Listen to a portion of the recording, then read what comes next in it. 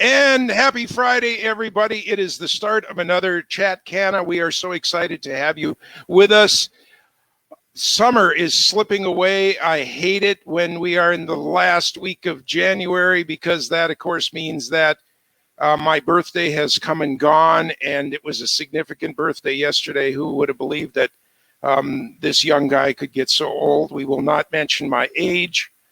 But I can tell you that when I turned 50, I was on a jet as a guest of the United States government circling Big Ben. When I turned 60, wait a minute, let me rephrase that. Yeah, when I was 50, that's what I did. When I turned 60, I was on a ship in the Baltic, and we happened to be in Copenhagen that day. So next year will be another momentous birthday. So you do the math. I don't want to do it. My guest host today is the wonderful, vivacious, and always fun to chat with about hemp, Veronica Michael. Hey, Veronica, good morning. Hey, good morning. How are you today? Top of the morning to you. I've got my apple juice. I'm all full of chocolate cake from yesterday. It was a wonderful day, and so I'm excited. We've got a fantastic guest for this Friday, as every guest has been so far. I don't know how what are we gonna do with the dud? Are we gonna sprinkle them with hemp dust and send them off into the galaxy, or what are we gonna do? So no duds. No duds. No duds. No duds. Just friends, right? No dud zone. It's been fun. It's been wonderful, and so we're going to find out some more information about hemp, and particularly hemp in the Red River Valley in this region, as we have friends all across Minnesota and North Dakota and coming on in South Dakota here now, growing this magic potion, this stuff that has 1,001 uses, and it's just exciting. And and look at that. I have a call today from somebody. I have no idea who that is. We're going to let them go to the boneyard. Let's welcome. I'm going to bring him in on the technical side. You introduce him. Here he is. Perfect. David Ripplinger from NDSU Extension. Welcome, David. Nice to see you. How are you today? You know, I'm doing well. I made it to Friday. Good job. Good job. We all feel that way. John was just talking about his birthday and mentioned that it was January, but I know he meant July. Did I say January? I just want snow. I want snow and cold. I want that freezing, chilling feeling that you get outside. I'm sorry. I didn't mean that. Oh, my God. What am I doing? Well, I am excited to jump in with you, David, since the Northern Hemp Roundtable in May, which was fantastic. Great job to you. That was awesome. Thank you. Was that it was a great event. We had almost 50 people from Minnesota and beyond participating. Yeah, it was great format to be able to do that kind of online and not travel and see so many people and get into so many rooms and conversations. What do you think, John? Oh, it was exciting. Of course, that's how you and I, although we knew each other, that's how we kind of put this whole thing together, because we just wanted to extend the knowledge growth, the sharing, and getting out there and doing what's happening in the hemp business. So here we all are today, and we've kind of got a number one guy here to we're going to just open up that brain and grab everything that's in there about hemp. So let's get exactly. So David, you could congratulate yourself that you brought us together, or it could be the worst thing you did. I think it was a really good thing. We were about 2 months into the pandemic really, affecting our lifestyle. And it was a great chance for all of us in the industry in this part of the country to get together. And so I thought it was good just to share what was going on in the industry, as well as just to connect personally, because I know that a lot of us have been working maybe just a short time, but we're all pulling the same way. And it's nice to be face to face or close to it with technology. It is. Before we dive in, I think a lot of people are not as knowledgeable about what the extension service is. Could you just explain a little bit of what does extension do? Well, great question. So I work for North Dakota State University Extension. We're one of dozens of university extension services across the country. We are a network. Collaborate at the national level and regional level, but what we are is the third leg of the land grant university system. So it started with education in the classroom, the traditional classroom that we all know or used to know. Research, which I think we're familiar with, and then extension. Extension really exists to be that bridge between the university and the community. And so traditionally, extension was really focused on helping farmers, as it was by far the dominant employer, industry for the country. They were individuals who had direct immediate needs. How do I grow a crop? How do I manage my household on the home economic side? And that's what we did traditionally. My position is really different, and we've really seen nationally extension evolve to serving what might be called non-traditional audiences, but really it's realizing that there's so many others who can benefit from working with land grants. So we do a lot of urban programming, and my job is unique because I work a bit with farmers, but primarily with industry and government. Again, being essentially a sidekick to entrepreneurs, business people, providing them access to the university or any expertise that I might have. That's awesome. Awesome. What's your educational background, David? Well, it's a bit unique. So I'm a native North Dakotan. I went to NDSU for my undergrad in economics, went to Iowa State, got my master's, then came back to NDSU for a PhD. And so I've never, except for a brief stint at a multinational, I've always been at a university. Wow. And where did you grow up in North Dakota? In Devil's Lake. Oh, beautiful. So what kind of programming do you do at the extension? Yeah. So, I have a lot of flexibility. So I have a job description, and in my job description, it says to help commercial activity in the state. And really, the way I've kind of defined it is value-added agriculture outside of food. So, and so it fits hemp extremely well, and CBD extremely well. We have a lot of farmers, a lot of young businesses, a lot of new businesses or existing businesses moving to the state. And again, it's my job to help them be successful. And so typically that might be a profit thing, but it might be how do I launch? How do I address these different things? So I have a lot of different skill sets myself, which are kind of at the disposal of a variety of businesses, including Prairie Products. At the same time, I might connect folks. And so I'm not an agronomist. I'm not great at growing crops. I'm not going to show you a picture of my garden, but I can connect you. I can connect you with the agronomists on campus. And so like at NDSU, we have folks working with CBD. And so, I can make those connections. Also, because we're a national network, it's really easy for me to talk to a colleague at the University of Kentucky or Colorado State who I've probably known for years. But, to make that connection and for us to kind of share our knowledge. Oh, that's awesome.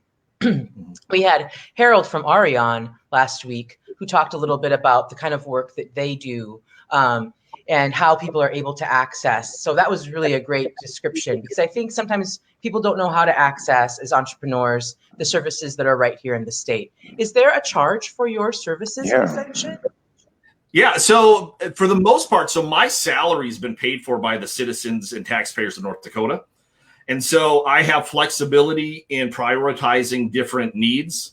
At the same time, if a certain activity is taking a disproportionate amount of my time, then typically there'll be some sort of grant, but a lot of times that's not going to fund me. That's going to fund like a grad student or some other expert. And again, because my salary's hard, and that's really nice. And I do have considerable flexibility. I'm a faculty member. I've got a job description, and my sandbox is really big. Hemp is clearly in the middle of my sandbox, but I can wander around times in the backyard. But I do have that luxury to identify the projects that I work on, the people who I work with, the businesses who I work with, and obviously, hemp is a big deal, and so it's a large part of my program. Mm-hmm. How did hemp come into your, when did you first hear about it? Of course, it's been around, the word's been around a long, long time from ditchweed and everything like that. But when did it kind of first come on your radar, and what did you think? And, what was the first moments where you said, whoa, this could be something? Well, so I'm a native North Dakotan, and we've actually been very progressive. We had laws on the books allowing production of industrial hemp for 20 years. And we were basically waiting for the feds to come around to give us license to do that. I was familiar with that. I mean, it was the state legislator who really pushed that was from our region. And so, it was part of agriculture. I was like, hey, this might be another new crop. North Dakota is really big on growing new crops. We're the top 3 producer of 15 different crops. And, 5 of those crops we weren't growing 20 years ago. And so it continually changes. And so it was, industrial hemp. Oh, that's interesting. Coming from a kind of a conservative part of, the state or the country for a little bit, it's like, hemp, cannabis, all of that. I never delved into that. And then clearly thoughts and opinions on that have tremendously changed. I started my job about 8 years ago. And so as I'm going through, it's like, okay, hemp is on the list, right? And so that was just kind of a forward looking, okay, what is out there? Industrial crops with significant potential. There was hemp. I should mention that I was thinking almost entirely about hemp as grain or hemp as fiber. Sure. And that's definitely changed. But I had it on the list. So I did a little bit of preliminary homework as I was kind of moving into extension, my faculty role. Then with the 2014 Farm Bill, it heated up a bit. So there was a lot of interest primarily from the media. As the 2014 Farm Bill allowed universities to formally research, land-grant universities to begin research in hemp. And so that kind of heated things up a little bit. I did a bit more homework. I did a few interviews, consulted just a bit. The agronomists, especially up in Langdon, started doing trials, which they've been doing ever since. And then, of course, with the 2018 Farm Bill, once 2014 happened, it's like, okay, I know this is coming.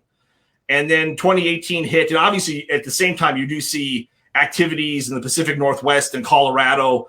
Folks are moving on cannabis broadly, regardless, and industrial hemp, CBD with that. 2018 hits, and I know it's go time, right?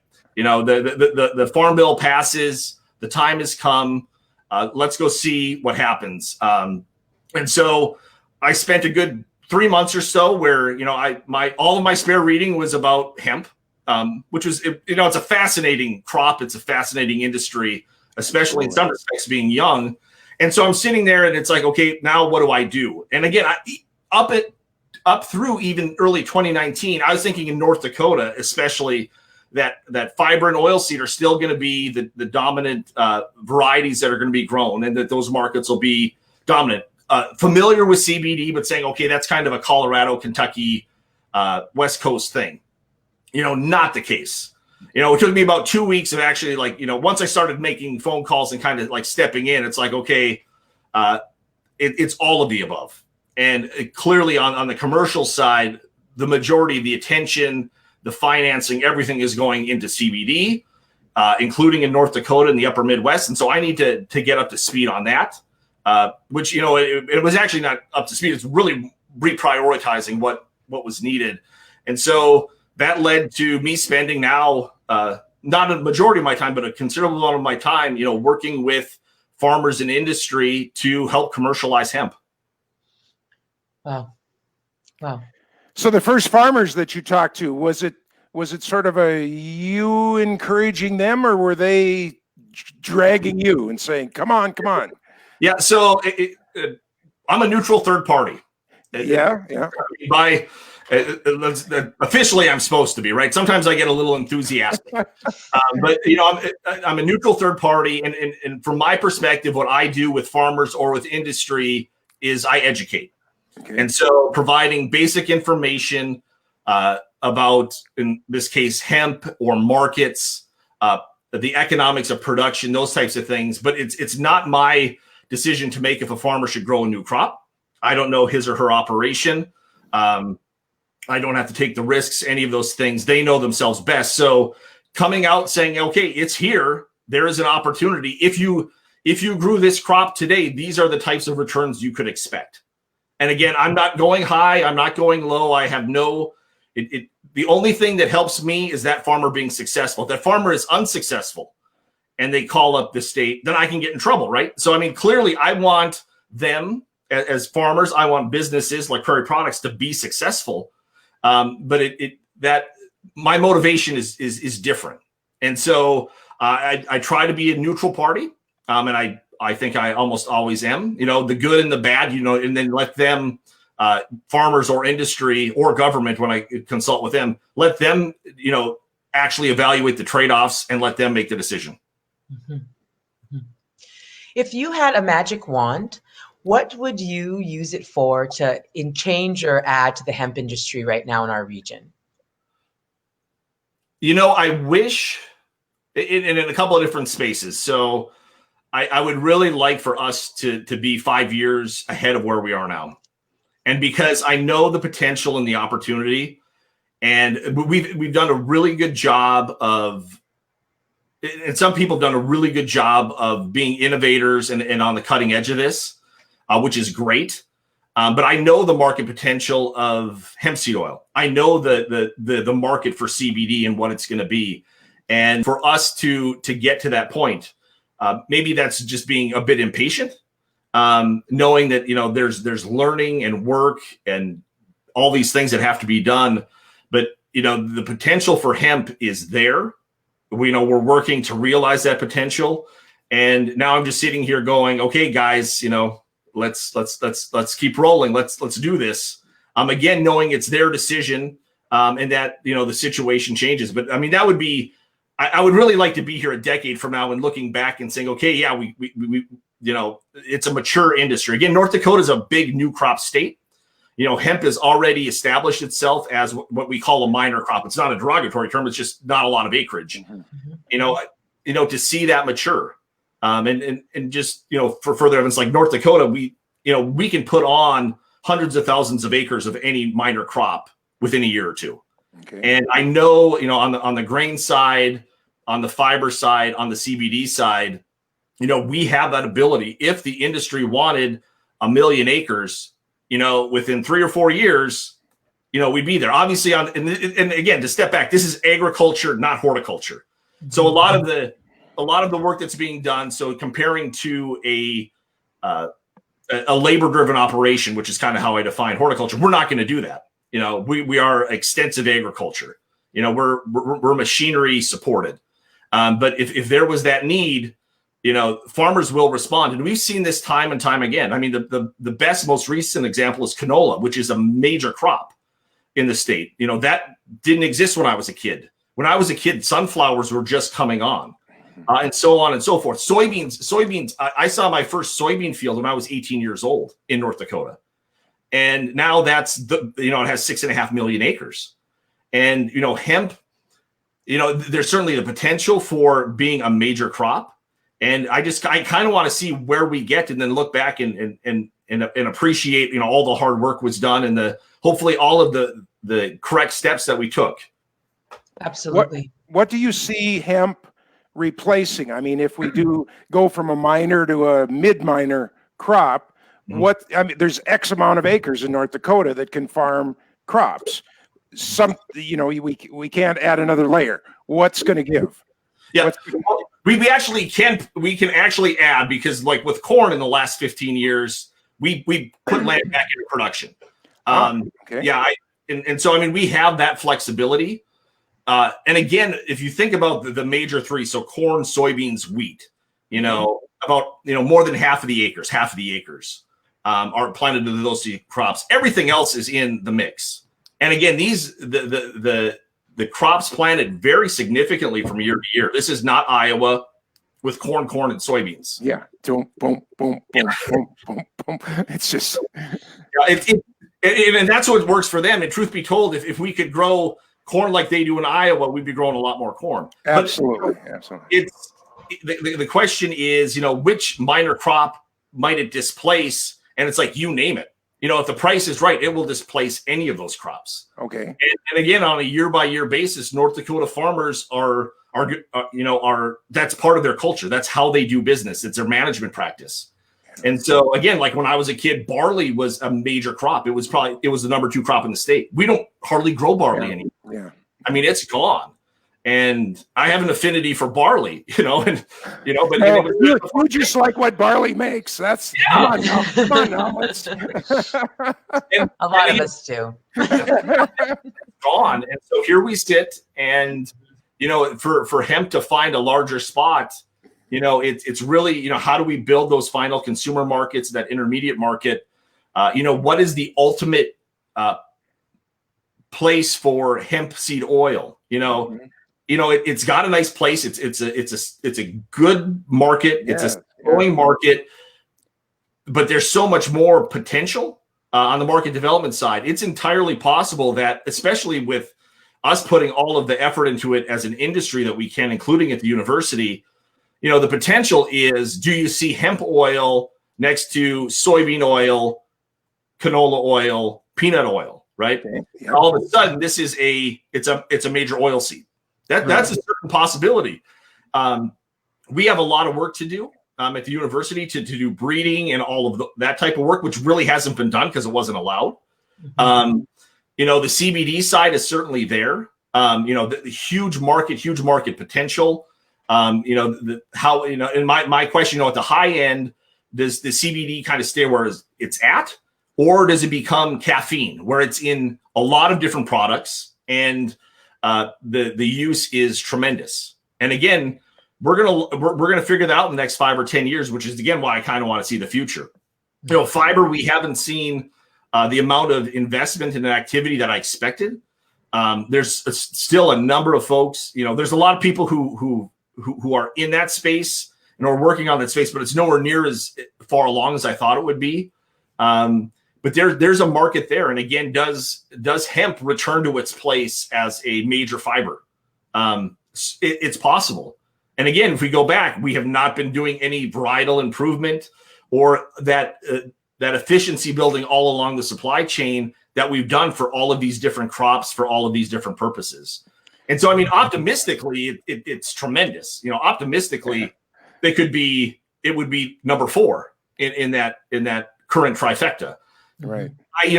At the least, even today, I look at the returns to hemp as oil seed. There's good money. The contracts out there are, should make you sit up. It takes a little bit more attention, especially as a new crop, just to figure out how it works. Not substantially different than any other new crop we've dealt with, but there's a premium for that, and that's combined with the regular combine. Then you're just taking the seeds off the top. Exactly. Yep. Okay. Yeah. And right now in North Dakota for this year, if you can get a decent crop, that's a nice crop to have in your mix. And that market is continuing to grow. Okay. And then if you think about that too, if we're only utilizing the oil seed as we have that fiber left over, and essentially now, and especially as fiber is as good of a fiber hemp is, it's a bit of a nuisance. It's, we want to make use of that. And that's the thing that, hemp in many respects is missed is, we've had corn forever and we're really good at using it for animal feed or for producing ethanol. But you know what? We make the absolute most out of that kernel. We manage the stover really, really well. Well, with hemp, we will get to that point where the fiber, as it is in North Dakota, isn't just crop residue. It's a valued co-product. And it might be part of a farmer's management practice to use that to improve soil health, or it might be a second crop. And those are really the places we have to get. And, at the same time, it's, working with equipment manufacturers saying, okay, guys, this is a sizable market. We're using this equipment, but you know what? It could be optimized. And we do have a lot of farmers who like to tinker, and they will, use what they've got and tinker it as they go.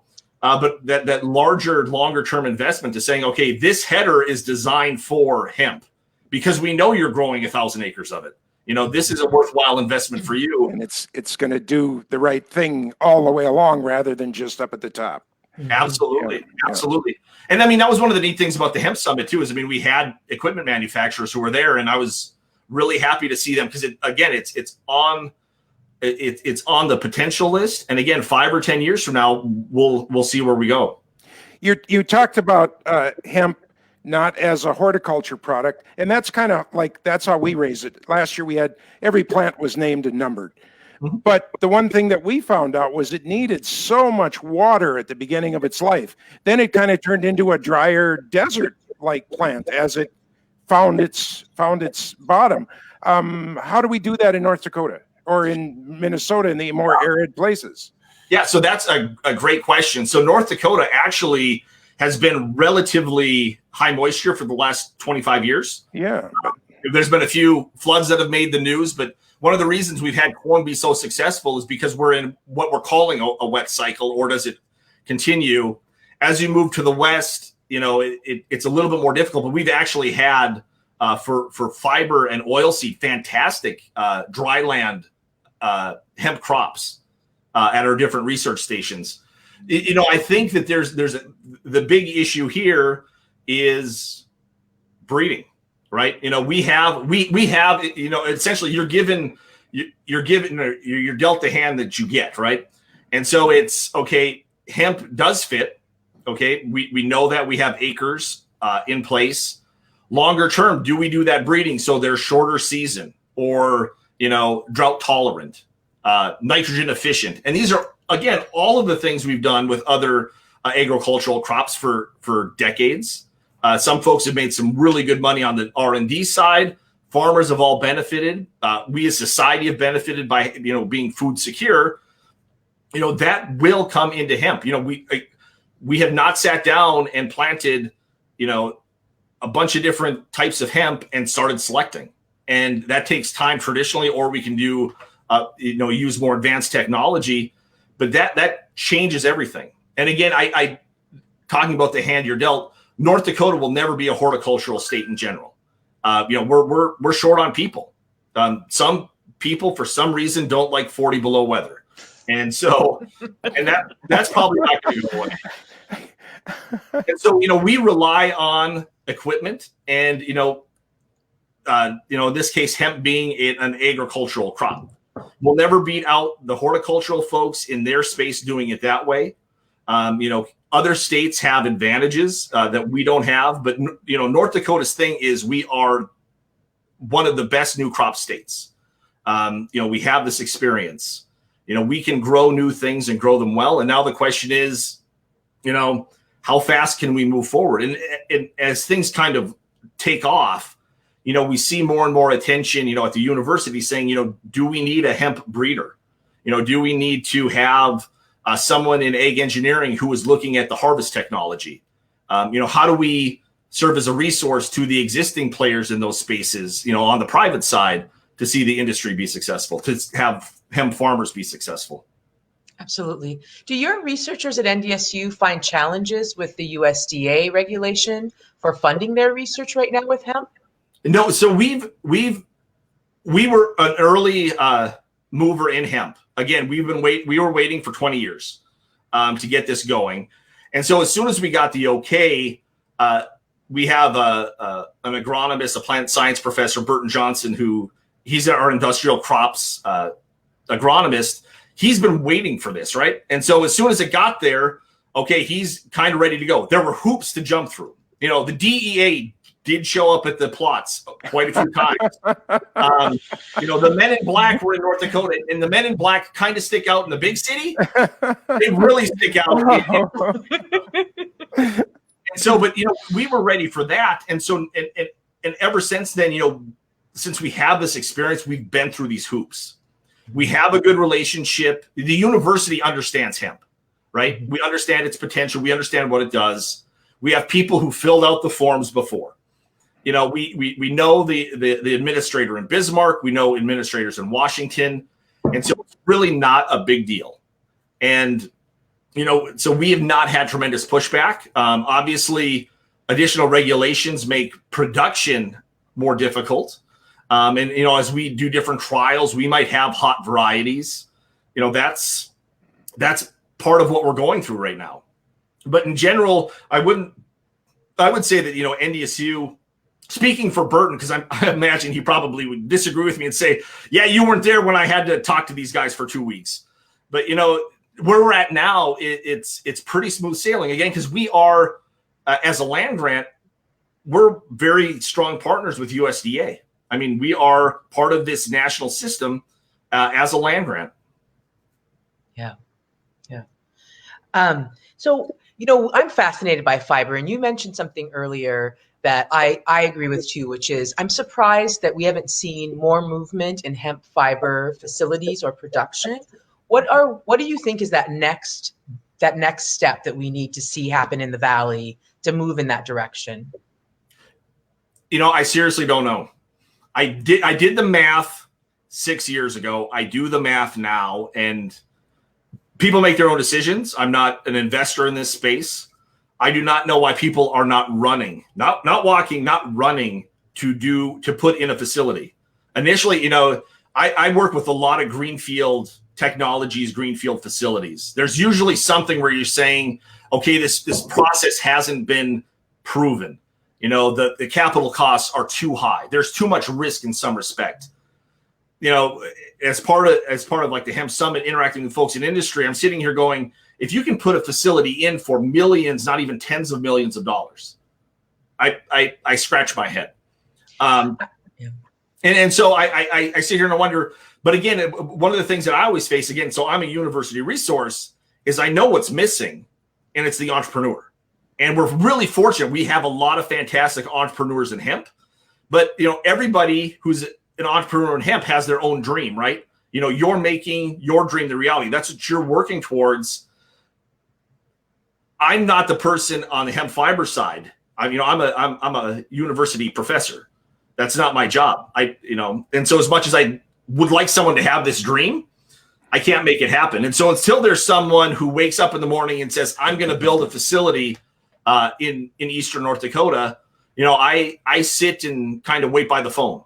I don't wait by the phone.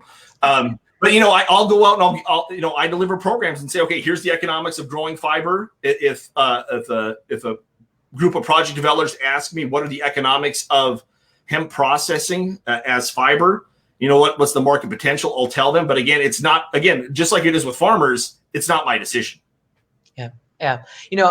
I feel I'm passionate about CBD and what we do at Prairie Products. We love the work we're in, but personally, I'm with you. If I had a money tree in my backyard, I'd be jumping into the fiber game.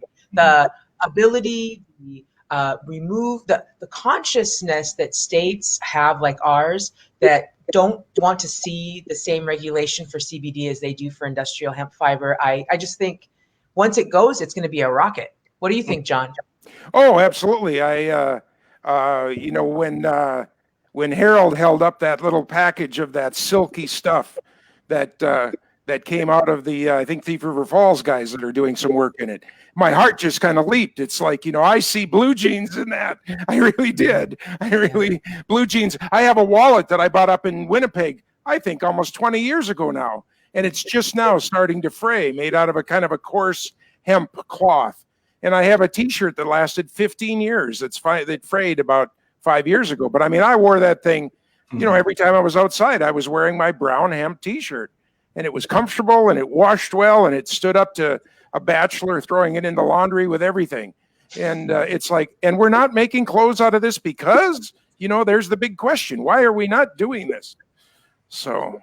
Yeah, and I look at hemp as a fiber. I mean, the clothing side is there, but for me, it's manufacturing as an input on that side. With all the biocomposites out there, I just look around and see plastic. I'm surrounded by plastic now. I'm sure you are too, where you're sitting. Hemp has certain qualities. Why is hemp not there? What? And again, the reason is because it couldn't be for so long. Right. And so, and we have building materials. We have all of this across the board.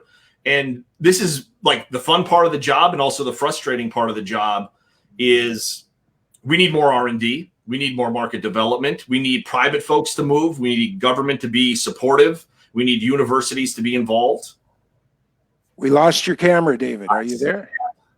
I'm here. That's interesting. Yeah. Your camera went away. Yeah, we hear you fine. David, I agree with you, though. We need industry to be involved. I was really excited this week. I was at a field display with Roto Chopper, and they were showing off some equipment they have to grind really that stocky part, that bucked material from a local hemp grower. But it was extraordinary. They showed us the application, both putting it in the hopper, just kind of sticks and all, but then after the farmer had also baled it, and to see different screens that they were using and kind of where they're headed. But the volume to me was the exciting thing. They're ready to really be able to go through an acre in 30 minutes. Yeah, and it'll just continue to improve. We have these innovators, and it's really fun. Honestly, and that's the best part of my job is I get to work with people like you, Veronica, who are working in, like, pursuing your dream. It's like, hey, I can be helpful in this. I mean, what a great thing, and I can do it not only with you but with the entire industry. How can I be of assistance? And it's really great. Kind of a service mentality, kind of a dreamer, and I can have kind of like a little, at least just psychic stake in all of these different enterprises. I want to jump into something that we haven't talked about, but I think it's an interesting concept, which is the Grand Farm project that's happening in our region. David, do you know much about the Grand Farm? I do, absolutely. Could you tell our listeners a little bit about it? Because I think it's a really unique program. Yep. Yeah, so absolutely. And I'm involved to some extent, to a limited extent, with Grand Farm. Grand Farm is really, it's a demonstration site. And it is a test bed for agricultural production, including and especially the introduction of technology, new technology, different than the technology you might think. And a lot of folks, don't understand technology, where it's, it's every improvement. But here it's, hardware, software, systems, some biochemical types of things. But again, it's this place for all of these different things to come together and be tested. NDSU is involved. It's its own separate entity. Microsoft is involved. A variety of other businesses are involved. And again, the whole idea is we're going to have innovation take place. And this is going to be the nexus for us to consider all those places, a physical place to go and to see the technology being demonstrated. And it's terrifically exciting, especially when you're familiar with all of the work that's being done by all sorts of different entities, somewhat at the university, but especially just innovators. Absolutely. I think often when we think of agricultural innovation, we think of, from the seed, we think of something in the field, but we don't always think of the applications to ag economics and, figuring out what's in every grain bin. What do you see as far as technology, how it might impact hemp in the future, or what opportunities there might be for hemp right now? Yeah, so it's across the board. So what R&D could be done in hemp? And again, this is happening, right? Mm-hmm. So you can just talk about varietal development. We could talk about introducing other technology into the seed, so it's more productive or can manage different risks. We have the equipment issue, both in planting, maintaining, harvesting, processing. And I'll just stay at the farm level. And clearly, as it moves down the stream, more innovation, in the actual processing of the plant into an intermediate or even a final product. And then you can just think about hemp as another crop where, we still are only getting to this idea of how can we better manage agriculture as part of the ecosystem. Really crazy stuff, really exciting stuff. How do we do that? What role and how does hemp play in remediating the soil and doing all those things? There's so many questions. It keeps the land grant system really busy, and not just NDSU. And, we could have, 5 times as many people across the country working on this, and we'd still only be moving the ball a little bit. There's so much need and opportunity. I like to think of it as opportunity, just across the board. So, David, I always like to ask people like you where you go for good information. What are some other extensions in the United States that you like to peek at for information that you find valuable? So, great question. So I'm an economist. So a lot of my question or my scope pertains to the economics, the agricultural economics side of things. University of Kentucky is my go-to, right? So Tyler Mark and Jordan Shockley, they're Kentucky as a whole, and the University of Kentucky has been a leading institution in this. They got their crop budgets out before I did, So I go to their crop budget and see what's out there, and I think duplication is a form of flattery, right? That's how we take it. Absolutely.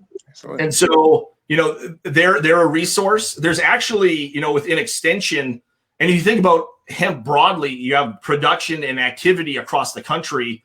I have colleagues that are part of our same network, Colorado State, Montana State, Kentucky, Michigan State, Penn State. I mean, you name it, if there's sizable hemp activity and we can talk to you, there might be something to gain. Mm-hmm. And so that's, really where we sit. Also benefit go a lot to what's happened north of the border. We've had hemp production in Manitoba, prairie provinces for some time. It's another established crop there, and their agronomics, their growing conditions are similar to ours. So that's another resource that I go to regularly. Good. Let's look ahead. What do you see 2 years from now, 5, 10? We've talked about some possibilities, but actuality, where's North Dakota, Minnesota side going to be in 5, 10? Okay. Yeah. So let's just pick 10 years, 2030.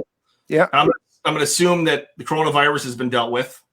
Let's assume that. Let's heavily assume that. And so 10 years from now in North Dakota, and I'll just say in terms of acreage, right? Okay, good start. That's just do it by order of magnitude. So hemp in North Dakota on the oilseed side is already in the magnitude of 1,000 acre crop, which is quite small. It will be in a 10,000 acre space. My expectation is within a few short years. 10 years from now, I think it's still a crop likely in the tens of thousands of acres, but it could be higher. Again, if hemp can find its place in as a common food ingredient, if we see it displacing all of the other oils for whatever characteristics it might have, including just the thought of it as a fun, new, different ingredient that helps people market their products, it's easily 100,000 acre crop. And when I say 100,000 acre of that magnitude, so between 80,000 and 500,000 acres is certainly within the realm of possibility. Fiber all depends on having that processor. And we know this, right? We're all waiting for that mythical processor. The processor shows up. Again, to me, it's easily a crop in the 10,000 acre magnitude, which is a lot of material, but could easily be in that 100,000 space. And again, I would think that while there would be some hybrid production, that these still might be separate varieties, and that management might take place somewhat differently. If we can actually get to that place where we can have two products coming off of the same field, the economics change quite a bit. And does that decrease acreage, but maybe increase farmer returns, or does it just increase acreage as a whole? It would be interesting. CBD is a little bit trickier. I nationwide, I see the opportunity. There's a lot of interest in CBD that we know. We do have producers, some agricultural, many more number-wise horticultural who are, delving in. For me, it's easily, it's 100 acre level crop now. And does it become 1,000 or a 10,000? And again, the thing that changes all of this is if we can get agricultural equipment to harvest CBD in a manner that's economical, I would expect that with the exception of Colorado, most of the crop would be grown in North Dakota. That being said, for now, that's not the case, right? The economics, the technology doesn't work that way. And so it's not. But again, if and when the technology gets there, which it might, we are that small crop state. And all of a sudden, if we can produce, and remove all of that labor from the equation and get a decent crop, for us to put on 10,000 or 100,000 acres, it's a done deal. The one thing we are missing is like the large scale manufacturing or the processing. We have Prairie Products. Happy that you guys are here. The facilities in other parts of the country, they're not going to move, right? That concrete is there. And so that does provide a permanent long-term advantage to those communities, to those parts of the country. And so then you also have to factor that in. Maybe we can be really good producers, but if we have to ship it all to the Front Range, not as good. Yeah. And again, at least in the short term, and I'm not confident to any extent that we'll be in that place where we're growing CBD hemp as an agricultural crop. More broadly, I think it's going to be kind of where it is, nationwide. North Dakota will likely see more CBD acres for sure, because we're really just starting. Minnesota's been much more progressive. But I think in general, we'll see the same clusters of activity. Ours will be a little bit bigger, still as part of the big pie, still a relatively small slice. But there's a future in all three legs of that hemp stool here in North Dakota. Mm-hmm. What do you think about indoor grow in North Dakota or in our region? I think there's some unique opportunities. So North Dakota is an energy state, with it, traditionally, major producer of power with coal, and that industry is in decline. And what we have are generating facilities who are looking for financial returns and an environmental story that keeps them afloat. And so we have a lot of what I call waste steam in this state, waste heat, steam from the power plants, heat across the board from fracked wells, producing wells, natural gas facilities. That is an untapped resource, a huge untapped resource. And that material has a price, but that price can be competitive.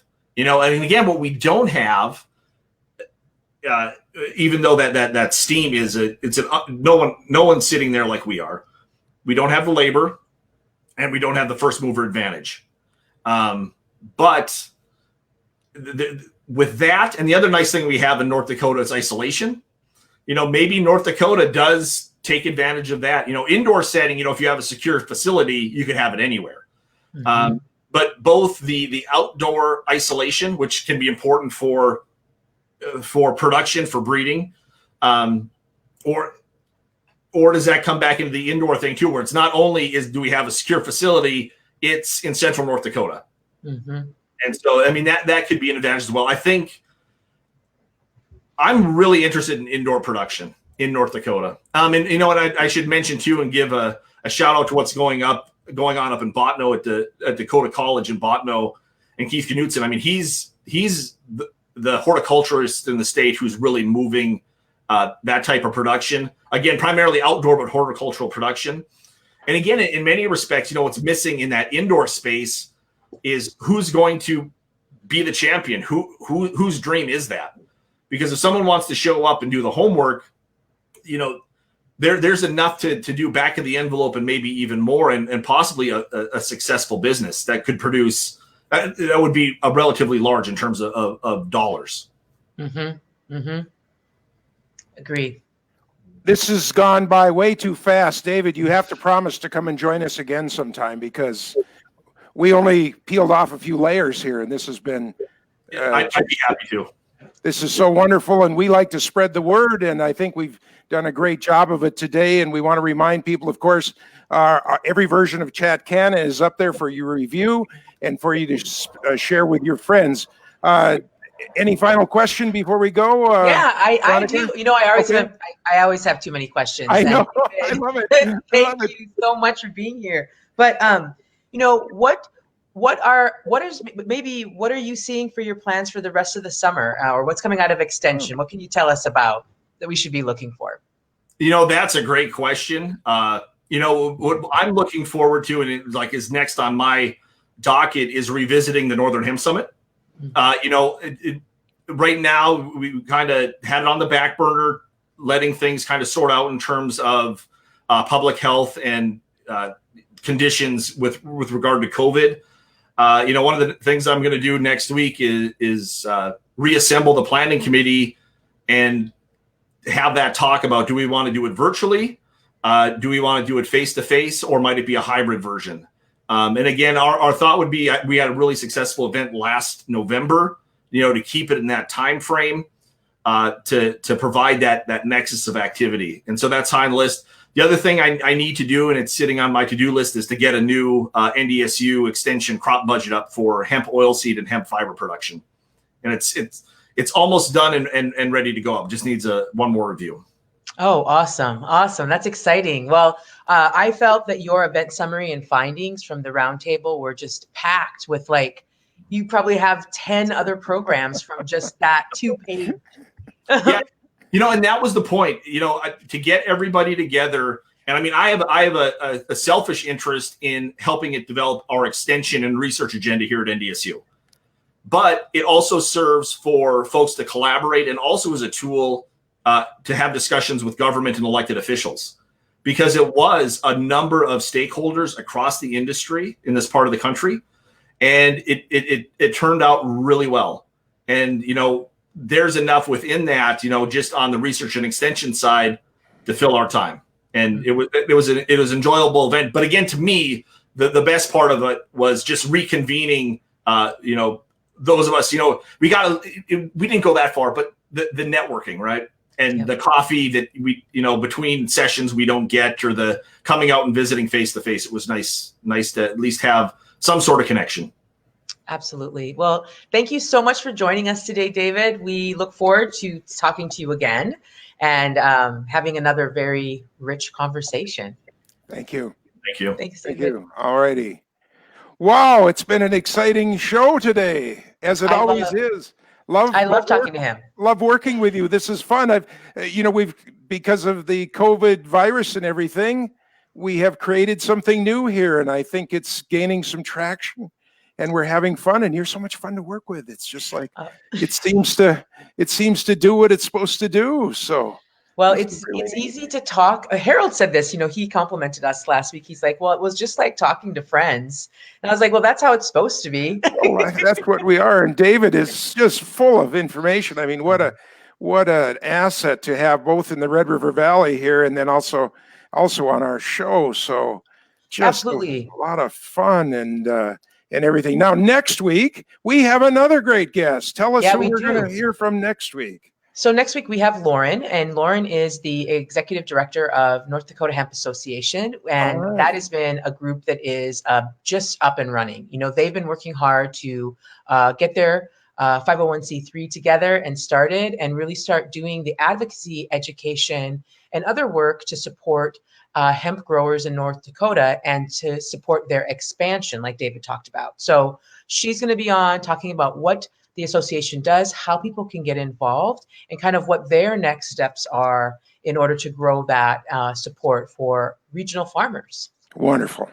And that's next Friday. It'll come live at 9:00 on your different social media outlets. And we're adding to that all the time. Casey, the technology guru, is working in the background, and we're making things better all the time. And it's so exciting. Take a minute. Tell us about Prairie Products and how the regular person in the Red River Valley can interact with you.